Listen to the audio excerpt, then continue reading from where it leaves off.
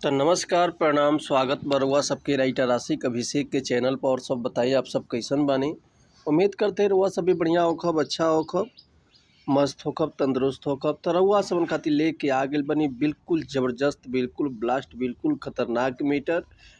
बिहार में बाढ़ या आपदा पीड़ितों के लिए ज़बरदस्त भोजपुरी दर्दनाक मीटर।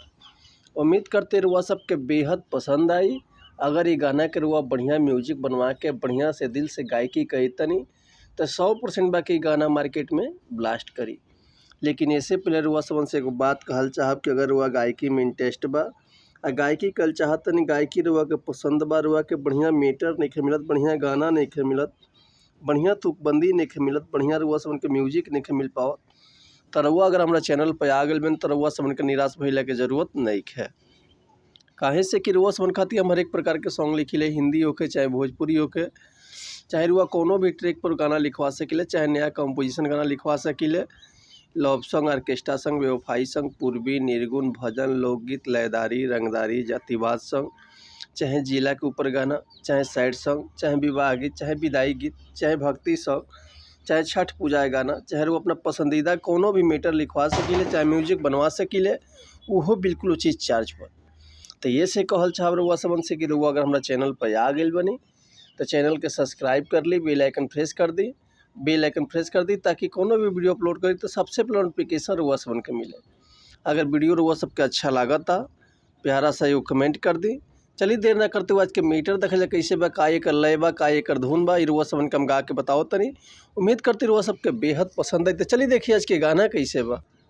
एगो भक्त गंगा मैया से आराधना करते रहे कि हे माई, तोहरा कटाव से, तोहरा पानी से, तोहरा बाढ़ से पूरा बिहार डूबल बा, पूरा त्राहि त्राहि मचल बा। हे माई, आखिर का चाहत रू, बेटा के दर्द काहे नहीं सुनत। हे माई, आखिर हमनी के का बचल बा, घर दुआर तो सब दहिए गई।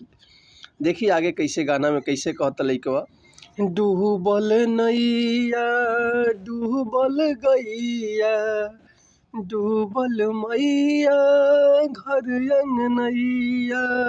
हे माई, कुछ हो ना बचल हो तोहरा धार से, सब तहस नहस हो गल, सब लूट गइल माई।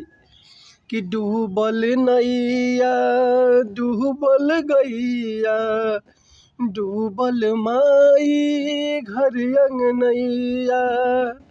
कि दुख तनी ओ सजानी जैतू,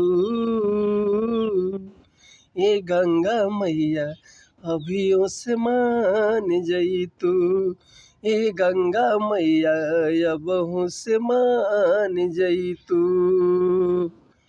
कि डूबल नैया डूबल गैया, डूबल मैया घर अंगनैया। कि दुख तनी ओ सजानी जैतू, ए गंगा मैया अबहू से मान जैतू। तो उम्मीद करते मीटर रुआ सबके बेहद पसंद आयल हुई।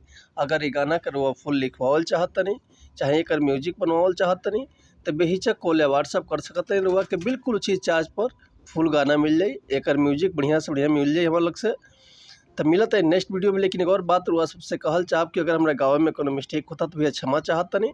ऐसे कि हम तो गायक ना आए, हम तो राइटर हुआ सबन के खाली बता सकिले, समझाते सकिले।